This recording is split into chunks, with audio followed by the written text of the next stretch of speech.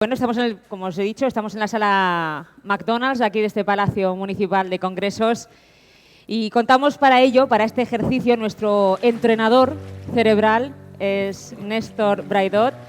Él es investigador, conferenciante, consultor, ha desarrollado aplicaciones en el campo de las neurociencias, en el campo del neuroliderazgo, neuromanagement, neuroaprendizaje, neurocoaching y neuromarketing.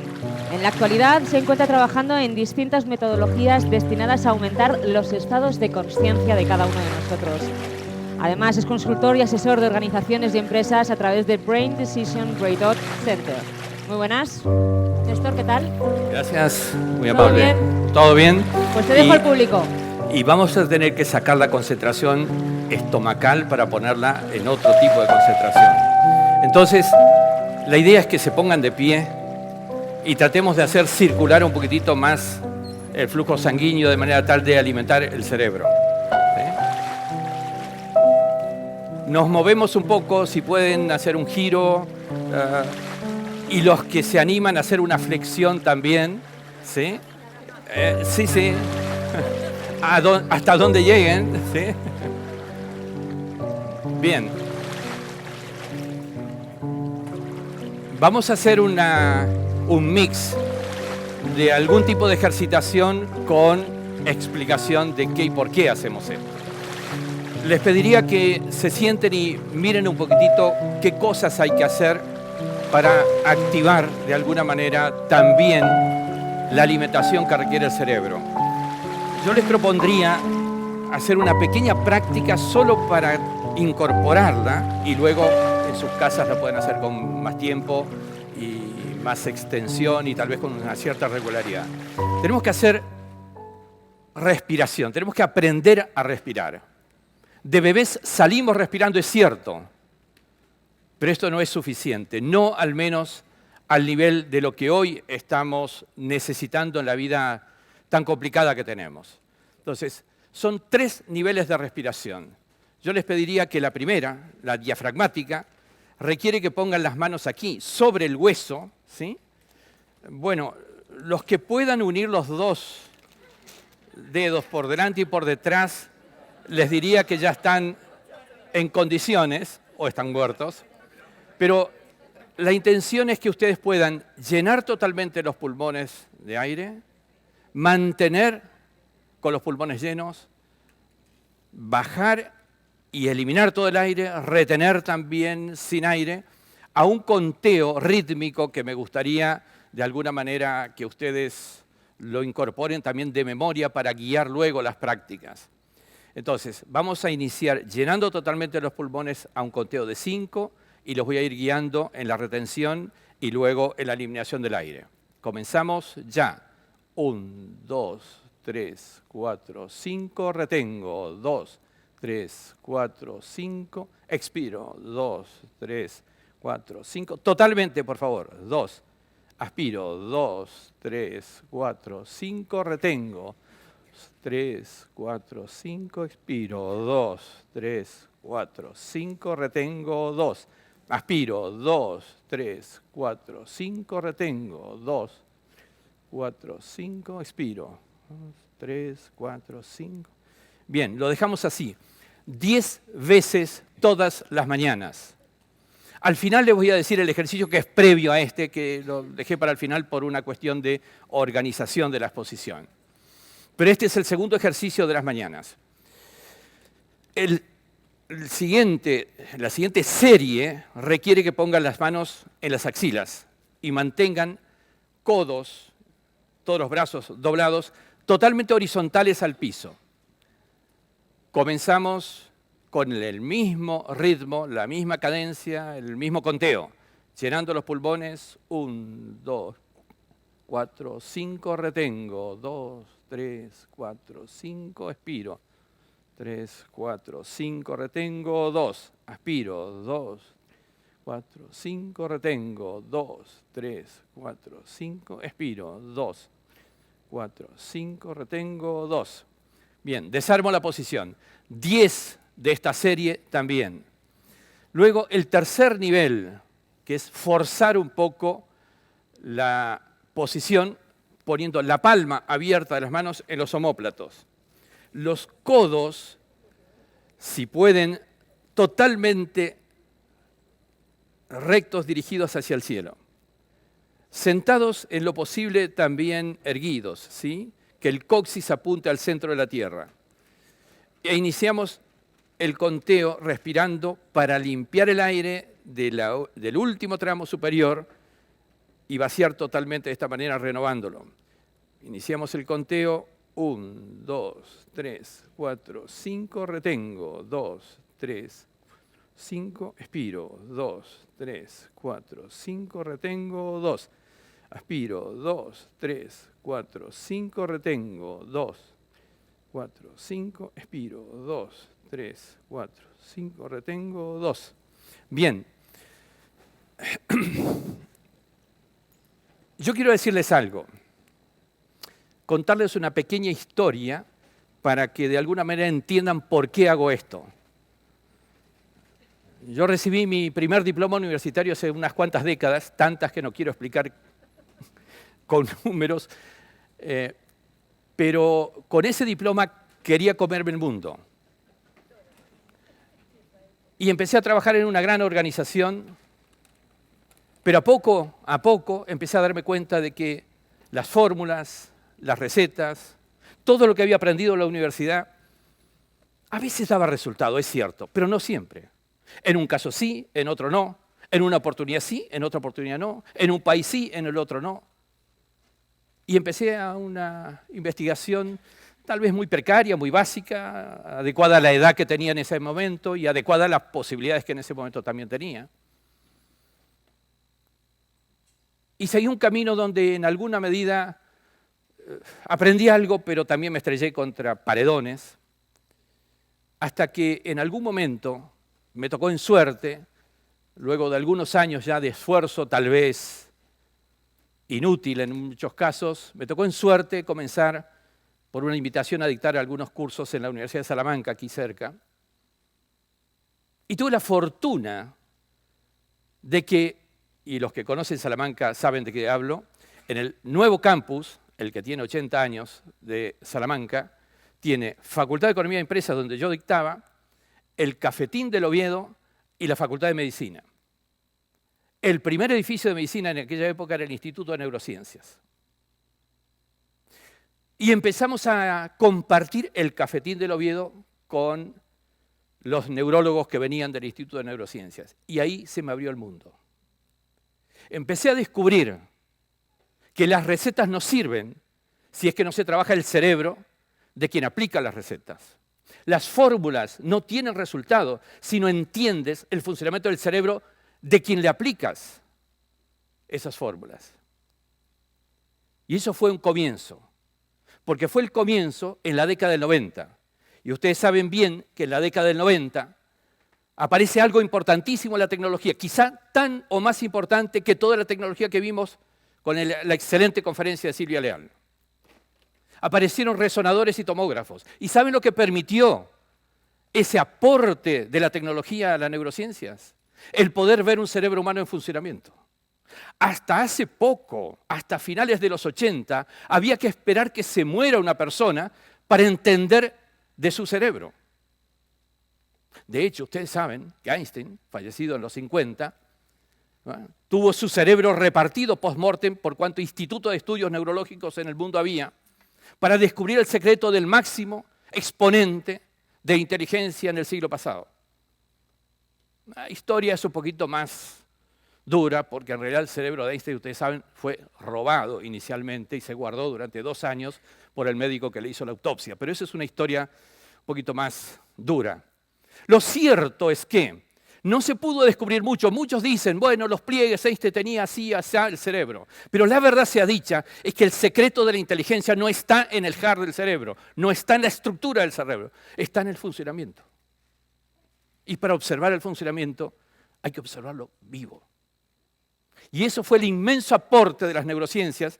La fortuna tocó que esa época tuve que convivir con los neurólogos que empezaban a investigar el cerebro en funcionamiento. Primera gran conclusión, inmediata repercusión sobre esto.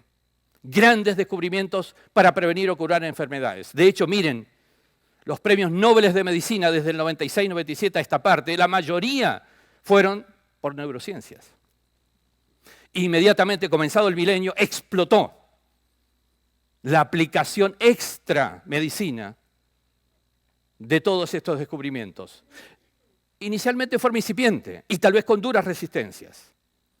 ¿Saben en qué comenzó? En neuromarketing. Por una razón. Tanto Morin en Bélgica como Lindström en Estados Unidos y yo mismo en Salamanca, en realidad veníamos de marketing, dictábamos marketing. Por eso nos plegamos a incorporar esta nueva disciplina de las neurociencias aplicadas ahora a esa especialidad que traíamos. Pero la verdad que el gran secreto del aporte de la neurociencia no está en las aplicaciones comerciales solamente. Está en lo que vino luego, neuromanagement, neuroliderazgo, neurocoaching y sobre todo gimnasio cerebral para desarrollar inteligencia. Lo que hoy está demostrado es que la inteligencia no es solamente genética, puede ser también epigenética, es decir, generada por el entorno en que viva la persona desde temprana edad. Pero también es cierto, y esto lo estamos viendo a diario en los gimnasios cerebrales, que es a donde fuimos entonces a aplicar todo esto. Entrenar al cerebro significa desarrollar la inteligencia. Ese es el secreto de lo que hacemos en los gimnasios. ¿Cómo hacer de una persona más inteligente de una semana para la otra, de un mes para el otro, de un año para el otro? A cualquiera sea el objetivo que se dedican. Desde directivos de empresas que requieren de otra tipología de inteligencia para poder ser exitosos. Y aquí viene algo que se une a la característica de este evento. Empezamos a notar que en el mundo de la empresa hoy día se requiere una tipología decisional diferente a la que teníamos hace décadas atrás. De hecho, las metodologías que yo he utilizado siendo directivo de empresas durante 20 años ya no superviven más al complicado mundo que vivimos. El conocimiento de la humanidad se duplica cada 2 años. Estoy hablando de todo el conocimiento de la humanidad. Primera gran cuestión. Tu hijo, el que está en la universidad, que tarda 5 años en recibirse, cuando le den el diploma, en unas 3/4 partes será un diploma de obsolescencia y no de conocimientos. En la formación en las organizaciones ocurre lo mismo. En definitiva, lo que estoy diciendo es que también para tomar decisiones hoy día no se puede depender exclusivamente de la deducción lógico-racional para obtener una mejor conclusión o decisión. Decides ahora ya o ya decidiste. Es decir, dejaste pasar la oportunidad. ¿Cómo se llama esto? Es la etapa superior de la inteligencia. Se llama intuición. Intuición es azarosa, es fortuita. No, es la etapa superior de la inteligencia a la que cualquier ser humano puede entrenarse y obtener esa característica. ¿Y por qué se vincula con el evento que los reúne? Porque si analizamos, siguiente desafío luego de esta primera incursión de las neurociencias aplicadas al ámbito organizacional, empezamos a darnos cuenta que el cerebro de una mujer es diferente al cerebro de un hombre. Y una característica fundamental del cerebro de la mujer, a diferencia del hombre, es que tiene un HAR cerebral integrado de forma distinta que hace de plataforma de funcionamiento diferente, que le da cualidades distintas y diferentes. Por eso, cuando decimos, si ponen la imagen por favor, cuando decimos qué es neuromanagement, qué es neuroliderazgo, lo que apuntamos a decir, ¿qué debemos conocer del cerebro para explicar esto?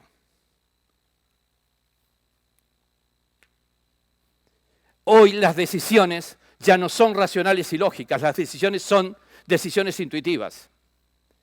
Y vamos a ver de alguna manera qué cosas maneja esta realidad diferente. Hemos subido una escalera ardua, difícil. No en vano está puesta esta escalera con libros. La idea es que estas últimas décadas que transitamos hasta finales del milenio fueron décadas donde esto de alguna manera fue el secreto. Cuanto más libros tenías digeridos, podías repetir más cantidad y calidad de fórmulas o recetas o soluciones. Se aplicaron disciplinas científicas, libros, recetas, fórmulas, y sin embargo, fíjense, no obtuvimos más resultado que regirnos por algo que ya hoy está perimido. La recordación de fórmulas nos garantizaba éxito, sí, pero hasta la década del 80. La memorización de libros también, sí, pero ya esto no existe más como metodología. ¿Saben qué ha ocurrido a partir de esto? Lo que ha ocurrido es que en realidad apareció algo así como un desafío nuevo, que es el que mencionábamos recién. Ese desafío de esta evolución de conocimientos, tuvieron con Silvia un relato de la cantidad de inventos, descubrimientos, que más de uno, los he escuchado, salen apabullados. ¿Pero y esto de qué? Ahora, quiero plantear otra cuestión. ¿Cómo resolvemos esto, pero ya no corriendo detrás de nuevas y nuevas tecnologías? ¿Cómo resolvemos esto a partir de lo que ya tenemos, que nos han dado desde el nacimiento? Entonces, esto me lleva a una situación donde quizá vamos a tener que hacer una crítica a cómo fueron las metodologías con las cuales nos regimos. En concreto, por años consideramos al cerebro como una caja negra. Solamente inputs, fórmulas y salidas como soluciones estándar. No había diferencia entre una persona y la otra. Solo soluciones estándar, y presuponíamos que lo que ocurría dentro de la caja negra era totalmente racional, totalmente lógico, totalmente analítico, totalmente secuencial. ¿Creen ustedes que eso es así? ¿Que eso es el cerebro? Hemos abierto la caja y eso es lo que ocurrió en toda la década del 90. Y abrir la caja implicó comenzar a descubrir día a día más y más secretos de la ahora ex caja negra. ¿Pero qué implica abrir la caja? Implica descubrir secretos del cerebro. Es lo que ha llamado mucha gente una revolución neurocientífica, que ya no está en el ámbito de la medicina. A mí me tocó volver después de esto a la universidad a estudiar medicina, porque no podía seguir haciendo mi tarea en el ámbito del desarrollo de personas, de aumento de conciencia de las personas, si no entendía cómo funciona esto. La revolución neurocientífica hoy por hoy está provocando consecuencias mucho más importantes que las grandes consecuencias que la revolución industrial de décadas atrás produjo, permeando en todas las organizaciones, las profesiones, en todas las disciplinas. Y eso lleva entonces a comprender que hay algo importante detrás de todo esto. Ya no solamente nuevas herramientas para aumentar el maletín de herramientas que todos llevamos de nuestra profesión. Es crucial nuevas habilidades dentro de nuestro. Y eso es lo que hace imprescindible empezar a preocuparnos por cómo funciona el cerebro. Y cómo funciona el cerebro significa una tarea del día a día.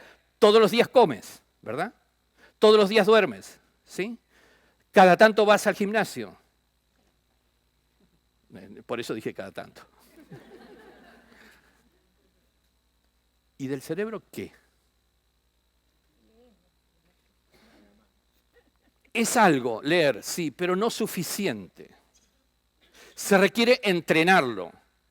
Se requiere hacer cosas para aumentar su capacidad, para desarrollar su capacidad, para mantenerlo joven, habida cuenta de quien ha expresado esto recién. ¿Saben ustedes que con determinados entrenamientos hoy está demostrado taxativamente que se produce un fenómeno que se llama neurogénesis? ¿Ya? Oh, cuidado, no te voy a reducir la edad cronológica, pero sí la edad de tu cerebro. La neurogénesis significa nacimientos neuronales nuevos. Esto significa que con determinados entrenamientos, ejercicios diarios, y esto está demostrado, insisto, científicamente, se producen nacimientos neuronales que se integran al sistema neuronal. Y es posible hoy tener, sí, el rostro arrugado por el paso del tiempo, pero el cerebro rejuvenecido. Esto digo porque hay gente de recursos humanos aquí. La revolución de los recursos humanos que se está produciendo tiene que ver con esto. Hay empresas que hoy alquilan gerenciamiento. ¿Por qué? Porque son pensionados de la pensión, pero no retirados del cerebro. Son personas que han rejuvenecido su cerebro. Hasta hace algunas décadas atrás eran los yuppies de 25 años que reemplazaban a los de 40, ¿verdad? En el mundo de hoy día, y esto lo estoy vivo en diversos países permanentemente, en todo el mundo se está produciendo esto. En realidad, tienes una persona adulta mayor, estoy hablando de más de 70 años, con un cerebro rejuvenecido por neurogénesis, sin perder la experiencia. Ese es el desafío del mundo de hoy día.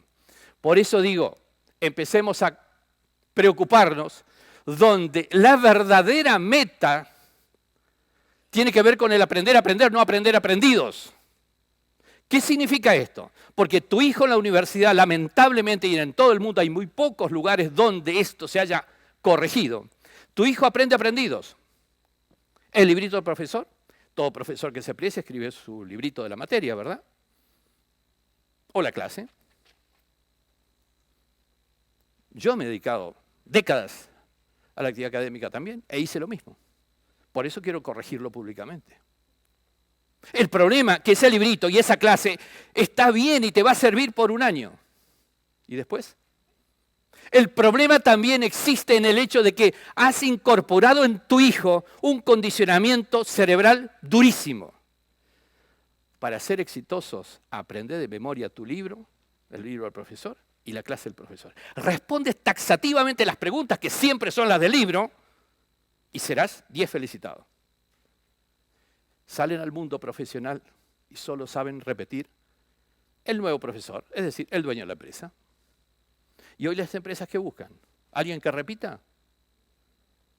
¿O alguien que innove? Suele ocurrir. A mí me ha pasado, queriendo incorporar, y fue aquí en Madrid incluso, chicos para trabajos de consultoría, y al enterarse de dónde se pedía estas postulaciones, me comentaba la neuropsicóloga, es que muchos vienen con un librito suyo así como diciendo yo lo leí.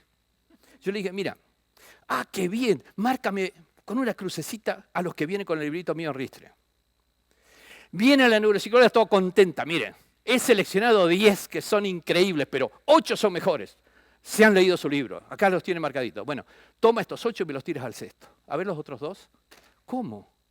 Para repetir mi libro, si lo hice, lo sé yo de memoria.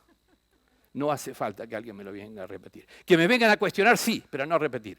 Por eso digo, el gimnasio cerebral implica que el libro debe servir para que el estudiante cree de crear otra fórmula, para que en la clase se lo estimule a que tenga capacidad de crear otra cosa, no para incorporarlo de memoria. ¿Se comprende? Aquí no hay que tirar un profesor por la ventana y un libro por la otra.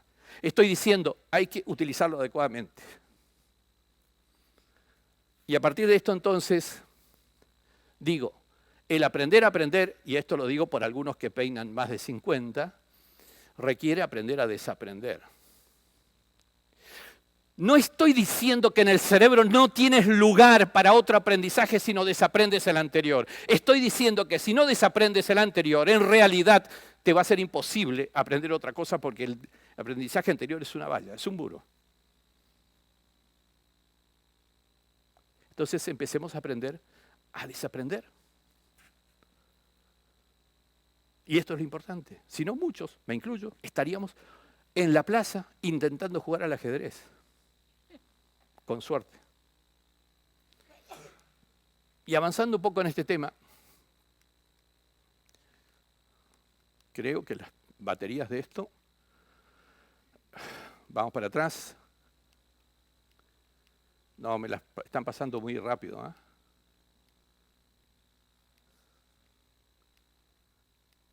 No, vamos para atrás, por favor. ¿Hay alguien allí? Me parece que no. Para atrás, por favor. La anterior. Esto, no. A ver, de a una. Una. Dos. Para el otro lado, para adelante ahora. Por eso quería tener mi ordenador aquí y lo manejo yo cerquita, ¿sí? Exactamente. La llave del cerebro. ¿Dónde está la llave del cerebro? Justamente aquí está el comienzo, el verdadero inicio del proceso de reinterpretación de cómo funciona el cerebro y de qué tenemos que ocuparnos. Este es uno de los temas cruciales y me gustaría que si algo debieran recordar, recuerden esto. El ser humano funciona con dos niveles de pensamiento, el pensamiento consciente y el pensamiento metaconsciente. A las psicólogas digo metaconsciente para no entrar en la pelea conceptual de inconsciente, subconsciente, no consciente, etc. ¿Sí? Metaconsciente, algo que está más allá del consciente. Como ocurre en el iceberg, sobre la línea de aguas vemos una pequeñísima parte, pero una gran superficie debajo de la línea de flotación es lo que soporta lo que está arriba. De la misma manera, lo que tú tienes en el consciente es una minimísima parte de todo lo que está debajo, que es lo verdaderamente importante. Procesamos entonces nuestros pensamientos y los guardamos en el metaconsciente. Ahora, ¿cómo se utiliza esto? En realidad, vamos a ver que todas las decisiones, en definitiva, tienen que ver con aprendizajes que se graban a partir de experiencias, a partir de lecturas, a partir de lo que les ocurra. Todo eso se graba y se guarda en el metaconsciente. Cuando ocurre un suceso nuevo, esta charla, el café, cuando llegamos a la casa, es un estímulo que lo que hace es recuperar una memoria anterior. ¿Se entiende lo que estoy diciendo? Si yo te estimulo ahora, tu respuesta no es actual, no es de este momento, tu respuesta es recuperar la memoria que tenía grabada asociada con el estímulo. Por eso decimos que los seres humanos somos conjuntos de memorias ambulantes. Lo cual implica decir que todo tu trabajo en el consciente no es tan importante como trabajar lo que guardas en el metaconsciente. Y la pregunta obligada es, ¿dónde está el albedrío del ser humano? ¿Dónde está la libertad del ser humano? Pues la libertad del ser humano no está en el momento que decide. Porque el momento que decide está condicionado por la memoria que se activa, que fue de ayer, o de antes de ayer, o del pasado. La libertad del ser humano está cuando se graba en la memoria un aprendizaje o una experiencia. Esto significa que tenemos que intervenir lo que memorizamos. Y ustedes me dirán, pero ¿qué me estás diciendo? Me ocurre lo que me ocurre. ¿Cómo intervengo en lo que me puede llegar a ocurrir? Mira, te van a ocurrir cosas buenas y cosas malas. A todos nos ocurren, de las dos. Y muchas veces más de las malas que de las buenas. Sin embargo, ¿cómo es el proceso? Las vives durante todo el día. En la noche, el consciente se va, se descansa. Pero el metaconsciente revisa todo lo ocurrido en el día. Pero esa revisión de todo lo que ocurrió en el día, el metaconsciente la hace sobre la plataforma de todas tus memorias, de toda tu historia. Las reestructura en función de lo que pasó. Al punto, esto es así, que hay muchos lugares, por ejemplo el estado de Dane en Estados Unidos, que la justicia está desconociendo, a raíz de la intervención, por ejemplo Herrera Pino es un colega que ha trabajado muchísimo en este tema, está desconociendo la veracidad de los testimonios de los testigos.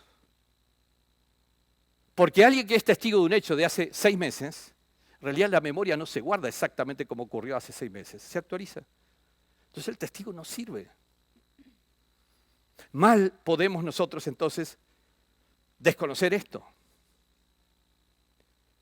Si tú durante tu último minuto del día o tus últimos 10 minutos del día no haces algo con las cosas no buenas que te han ocurrido, esas cosas malas, son como un tacho de basura tirado todas las noches al cerebro.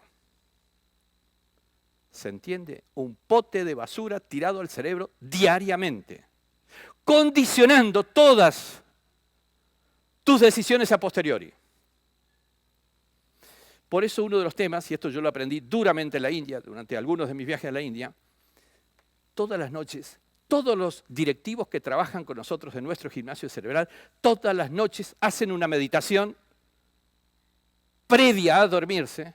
Obviamente está prohibido ver el noticiero a última hora del día, prohibido leer el periódico a última hora del día, pero sí una meditación con resignificación.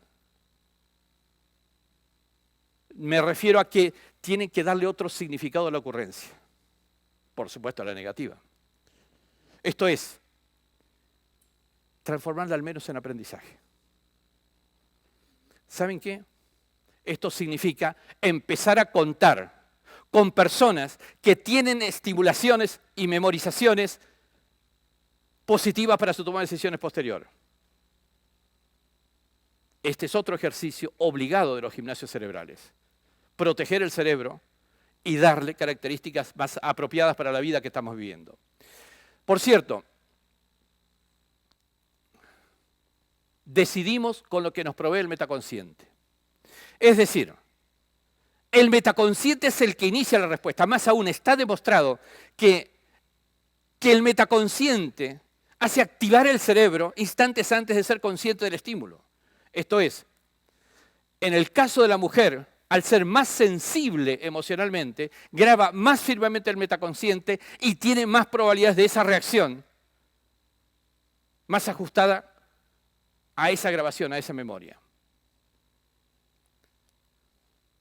Fíjense esto, que es una investigación de Dylan Haynes, un biólogo de Berlín que lo entrevistó Eduard Ponset sobre este tema. En el futuro, se podrán predecir el comportamiento y la experiencia de una persona a partir de su actividad cerebral. John Dylan Haynes. ¿Somos libres cuando decidimos? ¿Qué margen tiene el libre albedrío ahora que la neurociencia comienza a desvelar el gran poder del inconsciente? Ya hay máquinas para ver cómo decide el cerebro, y los primeros resultados muestran que antes de entrar en la conciencia, muchas decisiones ya están tomadas por complejas redes cerebrales. Realizamos un experimento con un escáner cerebral en el que las personas debían tomar decisiones muy sencillas. Podían decidir si pulsaban un botón a la izquierda u otro a la derecha. En este caso sientes que eres totalmente libre de elegir de hacer una cosa u otra. No hay nada que te obligue a elegir una opción o la otra. Registramos la actividad cerebral de las personas y descubrimos que podíamos predecir su decisión. Si iban a pulsar el botón de la izquierda o de la derecha 7 segundos antes de que lo hubieran tomado. No 7 segundos antes de que pulsaran el botón, sino 7 segundos antes, incluso de que pensaran que habían decidido cuál iban a escoger. La decisión se puede dividir en dos. Hay dos aspectos que forman una decisión. Por un lado, el proceso cerebral, algo que ocurre en el cerebro y que te lleva a elegir una cosa u otra. Y por el otro, que conscientemente sabes qué quieres hacer. Ahora tomo una decisión. Pero parece que antes de eso, se produce un procesamiento inconsciente en el cerebro. En el cerebro sucede algo que prepara tu decisión, que te conduce hasta ella e influye en la manera en la que tu mente consciente elige. Bien, esto es una demostración cabal, resonancia de por medio, donde demuestra de que es el metaconsciente, previo a la conciencia, el que activa una tendencia a respuesta. Dije tendencia a respuesta, no dije una respuesta. La respuesta vendrá luego, sí, en una decisión consciente. Pero ustedes saben lo que ocurre cuando en el cerebro ya hay un estímulo inicial. Tiene más fuerza que lo que viene luego. Más aún, hay una característica, ojalá tuviera más tiempo para poder analizar bien en detalle esto. Hay una característica del cerebro, que el cerebro distorsiona. ¿Qué significa distorsionar? Significa acomodar las percepciones sucesivas a la primera percepción y condicionar sus respuestas sucesivas. ¿Lo creen, verdad? ¿Seguro? Bueno, vamos a hacer una pequeña pruebita. Tú has tenido un novio a los 15 años, pelirrojo, ¿eh?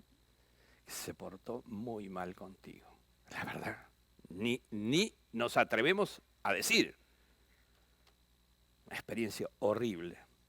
Te preguntaría, si se te acercara otro que no tiene nada que ver con el anterior, otro pelirrojo, ¿qué pensarías? Igual ya lo habría superado, pero... ¿Se me oye? Sí. Sí, a ver, supongo que hay, siendo tan jovencita, una vivencia de ese tipo te Se marca... graba profundamente. Se graba profundamente.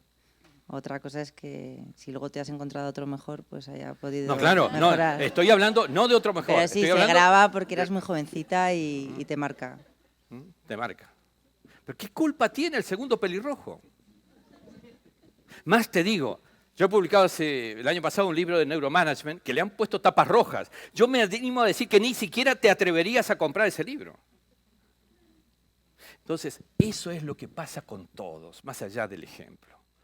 El cerebro humano es un avaro energético. Lo hace por economía de energía cerebral. Esto significa que decide según la etiqueta que tiene incorporado. Esto nosotros en inteligencia le llamamos cerebro etiquetado. Ya tienes incorporada la respuesta. Ante todo pelirrojo, o tal vez ante todo caminar como aquel primer pelirrojo, o ante un peinado parecido al primer pelirrojo, siempre hay algo que te lo asocia y te lo recuerda y le pones al que viene aquello que fue la experiencia. Esa es la forma que decidimos. Por eso entonces es que tenemos que empezar a reconocer que en el cerebro humano hay un efecto priming. Estoy elaborando todo esto para decirles después en las diferencias hombre-mujer cómo impacta todo esto. Pero primero hay que entender cómo funciona. El cerebro humano comienza a decir antes de ser consciente del estímulo. Empezamos a sentir en las tripas que debo decir que sí o que no.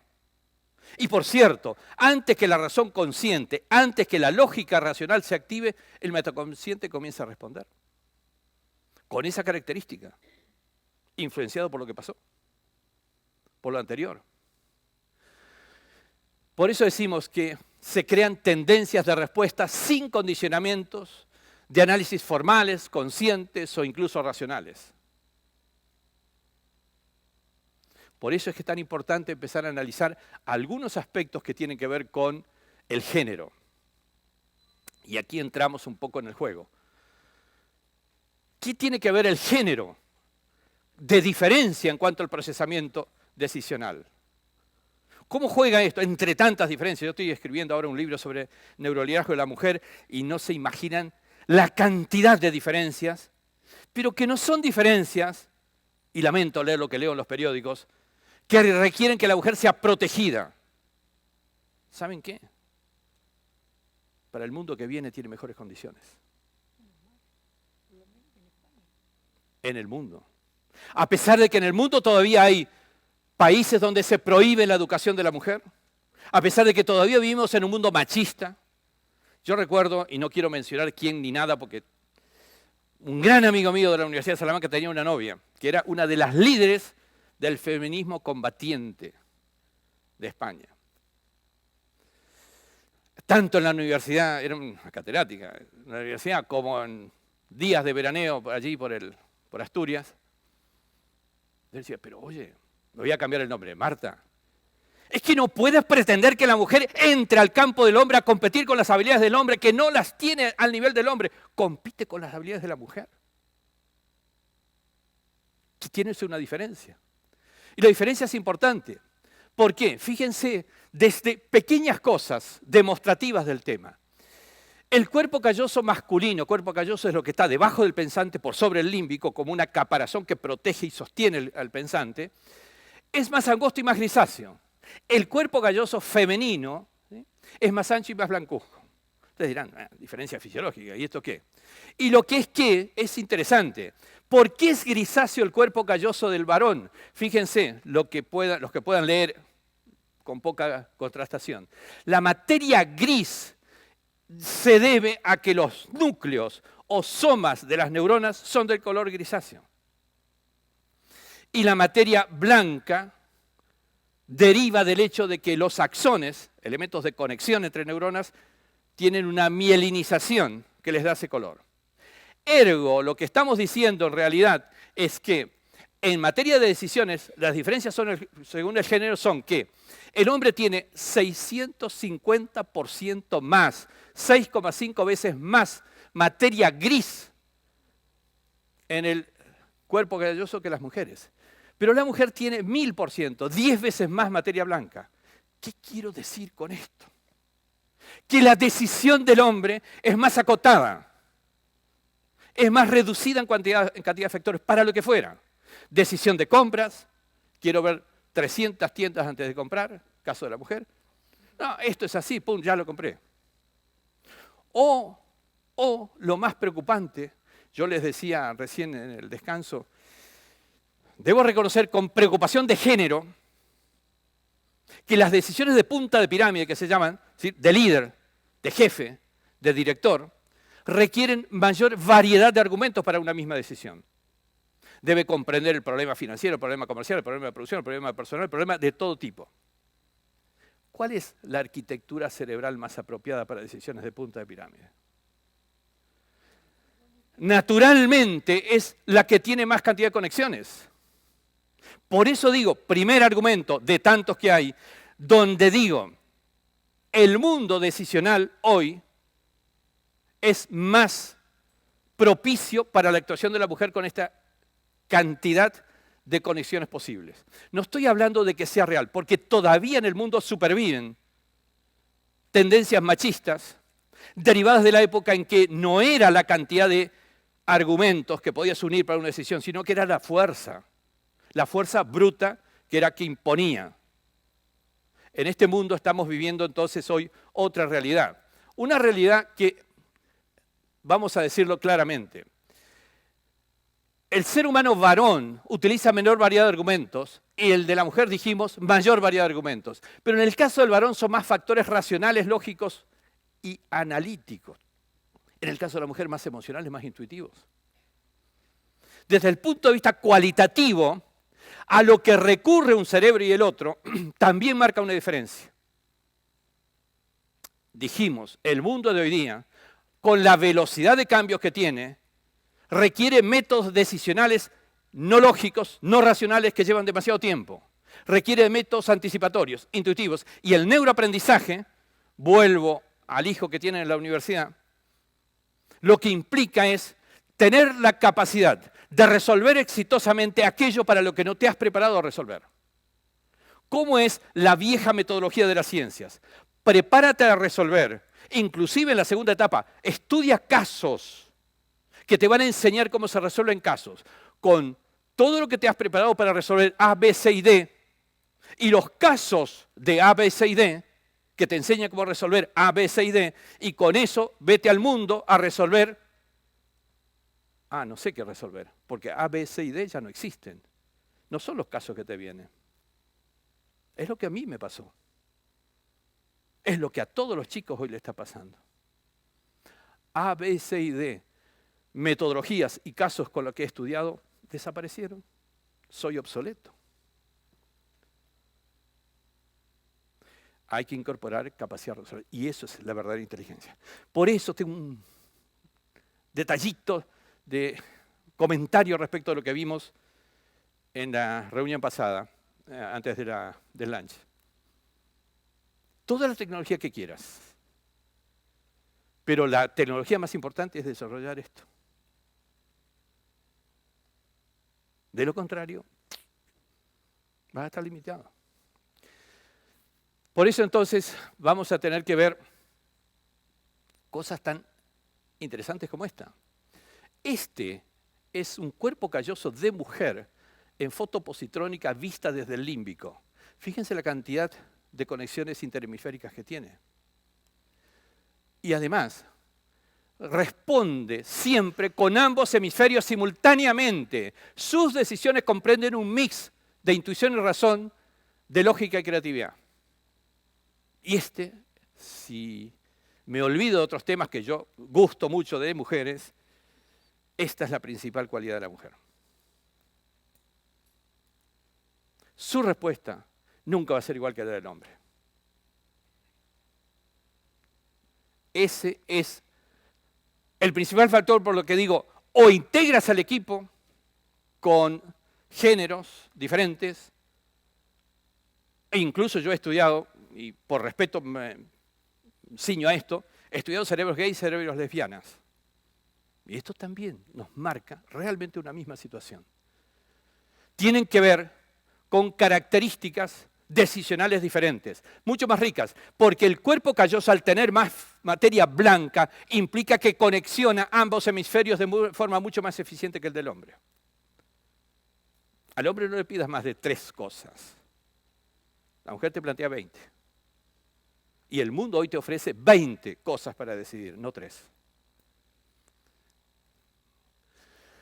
Hay un tema crucial en esto que debo abordarlo si es que las mujeres me protegen de los varones pocos que hay acá a la salida. ¿Qué es este problema? Que a mí me parece crucial analizarlo. Ya no el cuerpo calloso, pero sí esto, que se llama área preóptica. En Buen Romance es específicamente para los que están en el tema INAH3, ¿sí? Específicamente dentro de la preóptica. En el ser humano varón es el doble de grande y 2,5 veces más grande, 2 veces la cantidad de neuronas. Y dirán, ¡qué bueno! Sin embargo, el problema es que esto tiene que ver con otra cosa. El área preóptica, fíjense, 2 veces más grande en el caso del hombre que la mujer, tiene que ver con la estimulación sexual. Tiene que ver con la estimulación sexual y esto es un problema.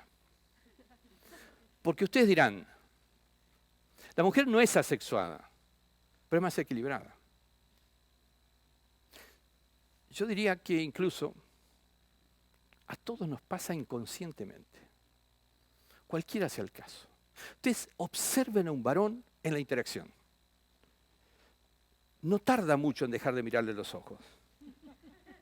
¿Baja al mentón? No, baja más del mentón. No miren al hombre cuando la mujer se está yendo por allí. No le está mirando la hermosa terminación de la cabeza. ¿Se entiende? Pero el problema no es el rubor que le provoca a la mujer. El problema es del hombre porque le captura el cerebro. Un hombre negociando con una mujer en esta... Ponte de pie. Yo lo vería a Fernando negociar con ella. Te aseguro que Fernando pierde todas, porque tiene su cerebro sexoidemente capturado. Inclusive a sabiendas que su vestido es muy recatado, muy elegante. Sin embargo, la imaginación del hombre, gracias, la imaginación del hombre también produce esto. Inventa cosas y tiene un cerebro sexualmente capturado. El problema entonces no es de la mujer. Vamos a ver, esto no está dicho porque sí nada más. Esto es una investigación que se hizo en la Universidad de Leuven, la Universidad Flamenca de Lovaina. ¿Sí? Yo he estado hace años en Leuven. Es interesante porque han estudiado, hecho una investigación concreta sobre 176 varones. Está publicado en los Proceedings de la Royal Society, así que no es un paper así nomás. Fíjense, primero, exposición de los varones, 176, a imágenes de mujeres atractivas, con lencería, o mismo lencería fina directamente. Después los expusieron a decisiones. En este caso eran decisiones financieras. Conclusión. En condiciones de previa estimulación sexual, los varones toman decisiones más arriesgadas, más audaces y con más riesgo de equivocaciones. ¿Me quieren decir qué banquero no tiene una secretaria mujer bonita?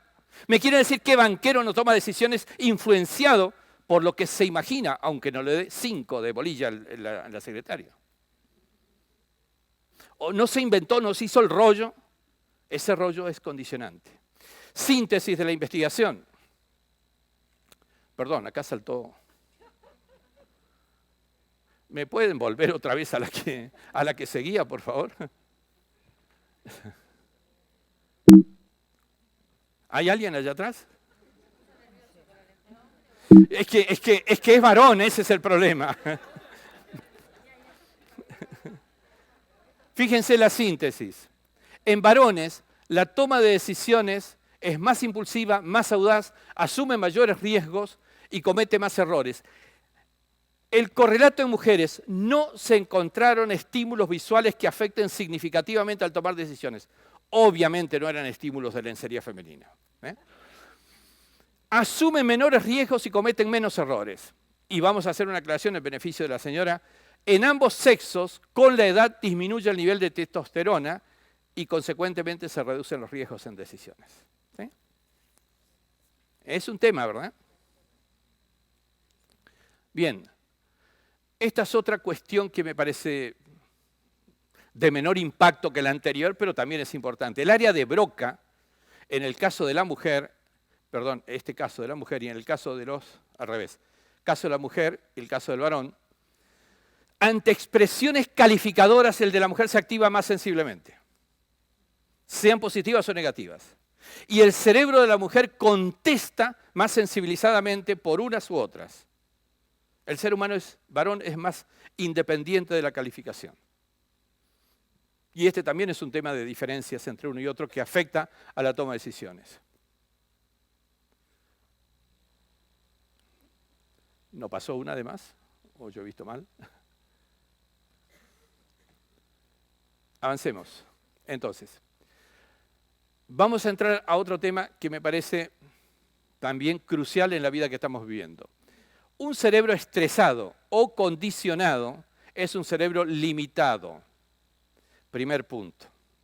El estrés limita la cantidad de argumentos con la que una persona decide. Y además afecta a dos factores, que son dos factores centrales: neuroplasticidad y neurogeneración, ¿sí? Neurogénesis. ¿Qué significa esto? El cerebro humano vive cambiándose permanentemente al estímulo de lo que le ocurra o de lo que hagamos con él. Eso es neuroplasticidad. Nosotros podemos dirigir la neuroplasticidad. El cerebro estresado tiene más limitaciones para esto. Es un cerebro más estable, tal vez más reducido en cantidad de posibilidades. Pero hay un tema que me parece bueno que lo digamos.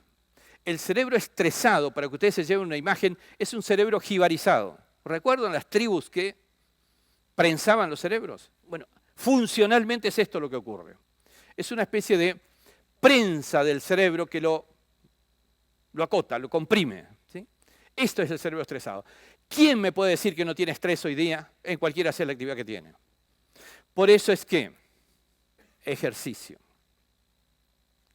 Ya no a la noche. Cada hora y 30, quienes hacen mi gimnasio cerebral cortan su actividad. 5 minutos.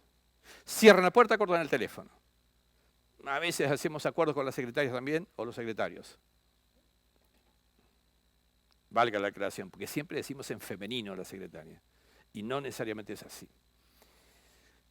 Relajación profunda, recupero de equilibrio cerebral, y de paso provocamos que esa persona recurra más a todo lo que tiene archivado en su metaconsciente y no se quede solamente con el trabajo del consciente. ¿Sí? Siempre recuerden, es el metaconsciente el que te provee mejor información y más información. Entonces, siguiendo con esta cuestión, superar el estrés para la mujer es más fácil. La mujer, ante situaciones de estrés, tiende a actuar con mayor racionalidad que los hombres. Y el hombre suele actuar de manera agresiva, lo cual provoca ambientes agresivos. Esto no quiere decir que la mujer vaya por la vida profesional sin hacer nada para mejorar su situación y sobre todo su situación cerebral. Lo que quiero decir es que tiene un hándicap inicial mejor. ¿Sí? Otro tema interesante que hemos descubierto es que el cerebro de la mujer es más resiliente que el masculino. ¿Qué quiere decir resiliencia? Ustedes lo saben. Es el proceso de adaptación y superación de la adversidad. Al ser humano varón, la adversidad lo puede desplomar totalmente. El cerebro de la mujer podrá tener caída, pero tiene recuperación. Y eso es otro factor importante, sobre todo en momentos de crisis y de dificultad. En última instancia, la resiliencia es una enorme capacidad para superar la adversidad y salir fortalecidas incluso de la adversidad. Mientras que además, en lo cognitivo, más atención, concentración y memoria. Y en lo emocional, más equilibrio, positividad, motivación y resistencia. No estoy diciendo esto para quedar bien. Se lo estoy diciendo, y si ustedes quieren, con toda la fundamentación. Por cada palabra que está escrita allí, pídanme en el paper científico que lo avala. Los tengo todos. Esto está suficientemente demostrado. Nada más que insuficientemente publicado, que esa es otra cuestión. ¿Será porque son varones los que lo publican? Pero esta es una situación que se va a superar. Fíjense esto. Crecimiento proyectado de mujeres a nivel ejecutivo. A nivel global, vean esta relación, Estados Unidos y Canadá, Europa, América Latina. Interesante. Este es un evento más propicio para mujeres.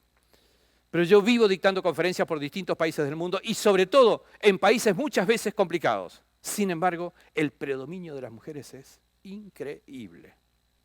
En cantidad de asistentes, quiero decir, preparándose. En la matrícula de la Universidad de Salamanca, 60% son mujeres, 40% varones. Pero ¿saben qué? La salida con el diploma es el doble, porque el desgranamiento por abandono de los varones es mucho mayor. Esto es un tema preocupante. No lo digo para elogiarlas, digo preocupante para ustedes también.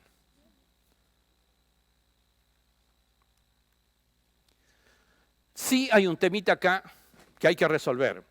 Una minoría de las mujeres está en cargos altos, todavía. Y por cierto, este también es otro factor, un nivel medio de ingresos inferior. A quien está preocupada por el teléfono que está ahí en el suelo, y la miro a los ojos, no te preocupes, ya noté que está ahí. Fíjense esto que interesante. El cerebro procesa 400 billones de bits de información por segundo. 400 billones de bits de información.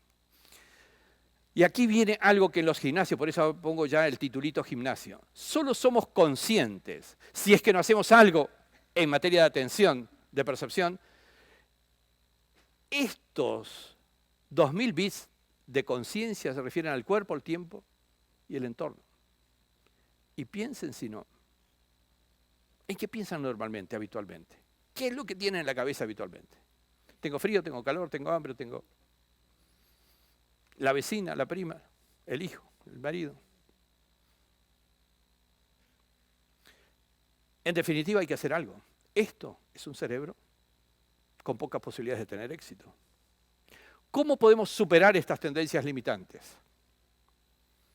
Y esto creo que lleva un poco a una gran cuestión. Entrenar la atención y el foco atencional. Lograr hacer atención concentrada y dirigir la emoción. Autoliderazgo en materia emocional. Desarrollo neurocognitivo en materia de componentes cognitivos. La atención. Quiero detenerme un minutito y después algún día haremos una clase de técnicas. No estoy haciendo por cansancio esto, lo estoy haciendo adrede por una situación. El cerebro, ¿a qué dirige? ¿Cómo arma? ¿Qué hace el cerebro? Hace aquello a lo que la atención lo lleva a hacer. Así como decíamos que a raíz del área preóptica el varón mira determinadas cosas, preferentemente respecto a la mujer, lo que está haciendo es que la atención lo está llevando. ¿Y es posible gobernar la atención? Sí, es posible. Entonces el cerebro evolucionará hacia donde tú dirijas tu atención. Y este es un entrenamiento fuerte. Cómo conducir nuestra atención. Cómo hacer foco atencional. Y esto es un ejercicio de todos los días. Tenemos que tomar objetos y empezar a concentrar atención. Vista, oído, tacto, olfato, gusto. Estos son ejercicios diarios. Vista, oído, en cualquier cosa.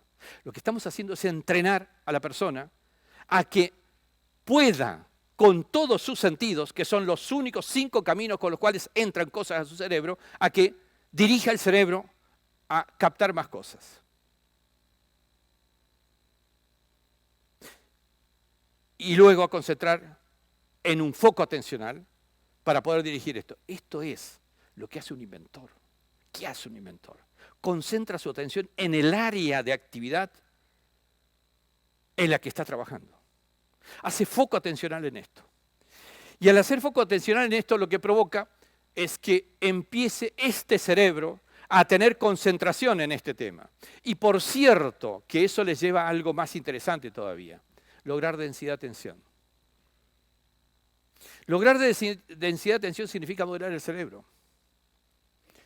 ¿Ustedes estudiaron cómo se hace para inventar? ¿Qué es lo que hace un inventor? Lo que hace es, en un momento en que no está el consciente trabajando y está en condiciones de metaconciencia, soñé que cabalgaba en un rayo de luz, Einstein. Soñé bajo un manzano, ley de la gravedad. ¿Se entiende? La densidad de atención significa que en un momento puntual en el cerebro hay una conexión adicional entre neuronas. Porque toda decisión, todo invento deriva de una red neural conectada. Eso refuerza circuitos comportamentales y también autoorienta el modelado cerebral. Ahora ustedes dirán, sí, pero en mis condiciones tengo poca estimulación. Tengo tanto tiempo de experiencias incorporadas. Miren, este es un paso importante. Otro ejercicio que hacemos en gimnasio. Empezar a aumentar el alimento cerebral. ¿Ustedes piensan en el alimento que se sirvió allí? Bien, ok. También hay que pensar en otro tipo de alimento. El alimento cerebral no significa cuanto más tiempo, más experiencias acumuladas. Significa cuántas experiencias quieres acumular por unidad de tiempo. Aprende a que una experiencia puede ser 10 experiencias, vistas desde enfoques diferentes. Pero también puedes aumentar tu cantidad de percepción. Hay el ejemplo, interesante porque demuestra más que 100 palabras. ¿El ciego oye más que una persona que tiene los 5 sentidos? Oye más. ¿Por qué no tomamos el ejemplo del ciego?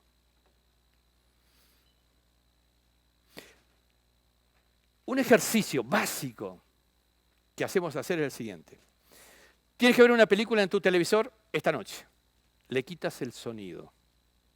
Y esfuerzas tu captación para poder entender el argumento en la medida de lo posible sin sonido. Mañana la película sin imagen.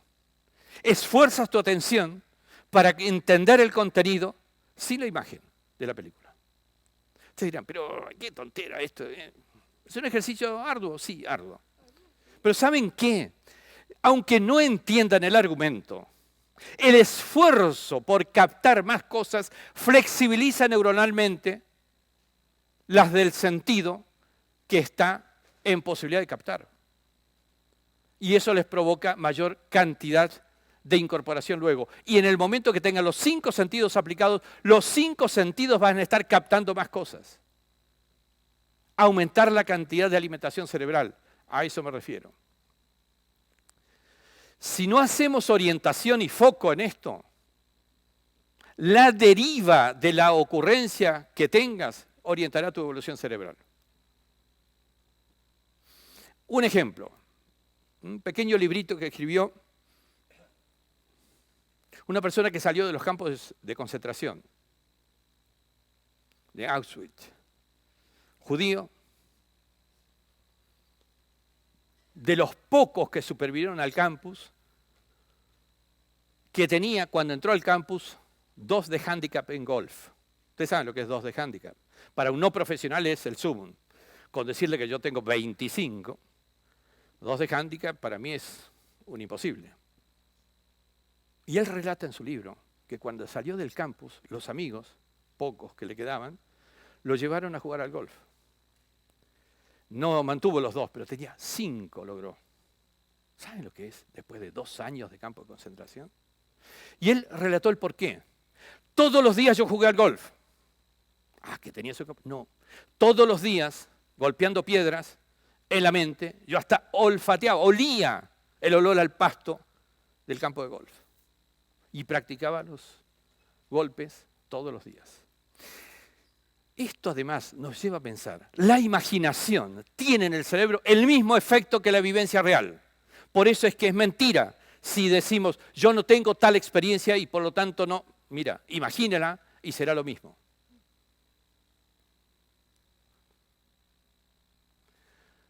Lo que las ciencias nos confirman entonces es que el foco atencional activa y dirige la elaboración cognitiva autodirigida. Y por cierto, reduce y elimina los pensamientos rumiantes. Si nosotros gobernamos nuestro foco atencional, tendremos un cerebro más útil, porque también activa la resignificación de experiencias negativas.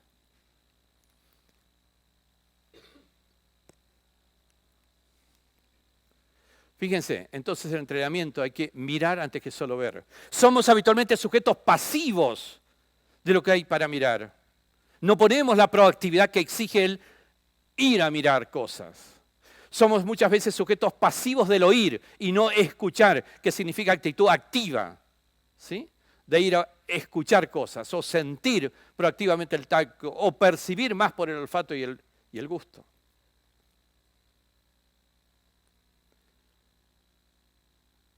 Esto es algo que también debe ser entrenado. Generar conciencia, fui yo, Generar conciencia atencional, esto es lo que se busca. Conciencia de atención por la vista, el oído, el tacto, el olfato, el gusto. Esto enriquece al cerebro de las personas. Y voy a avanzar un poquitín más rápido, así si me da la opción. ¿Me avanzan uno, por favor? Bien. Entonces, las dos cosas que hay que hacer. Entrenar la atención. Perdón, para atrás. Entrenar la atención y no etiquetar el cerebro. Insisto, no quedarnos con la respuesta que ya tenemos. Ante cada estímulo, estudiar el estímulo. Ante cada estímulo, estudiar el estímulo. Y responder en función del estímulo, no responder en función de lo que ya tengo grabado y metido acá adentro.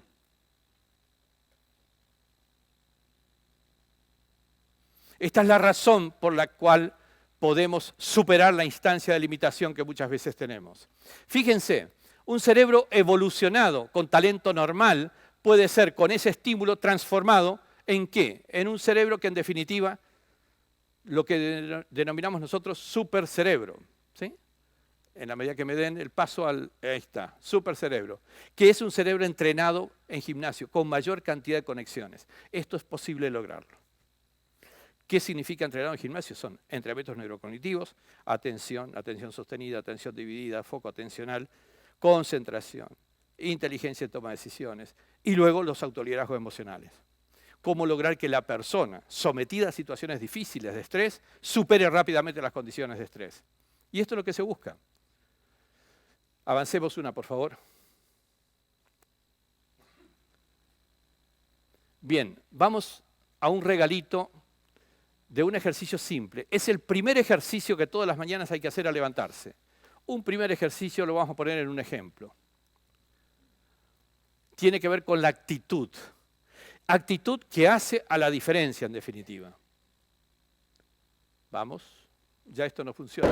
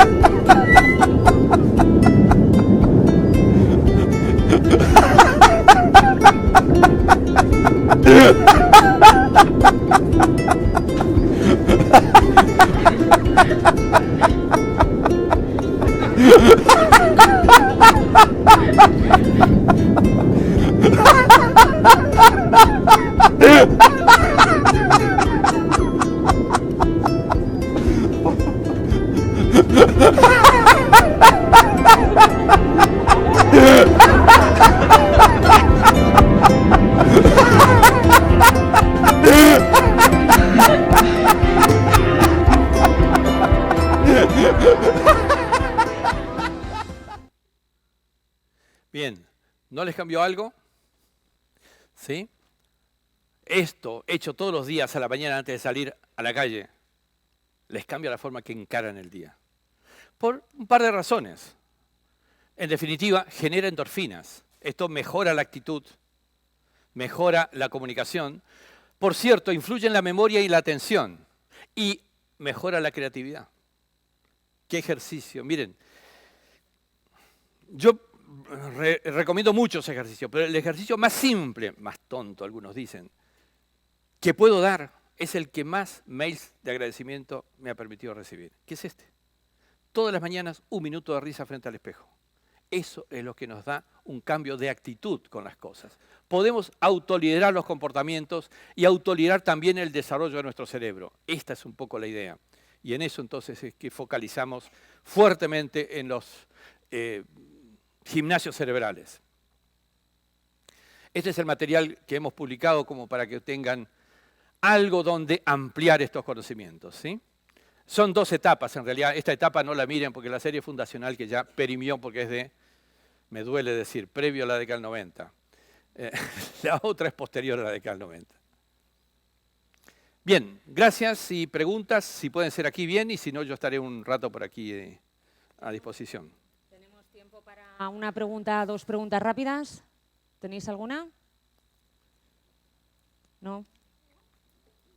Entonces, ¿nos recomiendas, Néstor? No, pero no quedarse así, sino hay que reaccionar. Tenemos todas las posibilidades, independientemente, y te lo digo a ti especialmente, más allá de la edad, la cronología, lo que dice el almanaque, no es lo mismo de lo que estamos hablando. Esto es otra cosa y nos permite, a pesar del almanaque, mantener un cerebro joven, un cerebro rejuvenecido. Lo que importa es cómo activar cerebralmente el cerebro. Hay muchos jóvenes viejos también, cerebralmente viejos, ¿eh? Y esto es importante que lo reconozcamos. Bueno, entonces a través de la risa y a través de con estos ejercicios de respiración que nos has dicho, ¿podemos empezar a hacer unos cambios neuronales? Podemos empezar, pero hay muchos más ejercicios. Son la meditación fundamentalmente, esto es crucial. Hoy el mundo occidental ya está admitiendo que lo que vino de Oriente, esto de la meditación, es fundamental. Y de hecho, ejecutivos importantes que se precien de serlo no dejan de meditar al menos 2 veces por día. Al menos 2 veces por día, mañana y noche. Al menos digo, porque a algunos les hacemos hacer una secuencia un poquito más frecuente. Y por cierto, hay otra serie de ejercicios, por decir, me perdona, un segundo, 45 minutos por día de caminata, a lo que puedas. Eso activa el hipocampo. El hipocampo es aprendizaje y memoria y genera neurogénesis también, nacimientos neuronales, solo por caminar 45 minutos por día. ¿Ya? Pues caminemos, riemos y así podremos tener un cerebro mucho más sano. Muchísimas gracias, Néstor.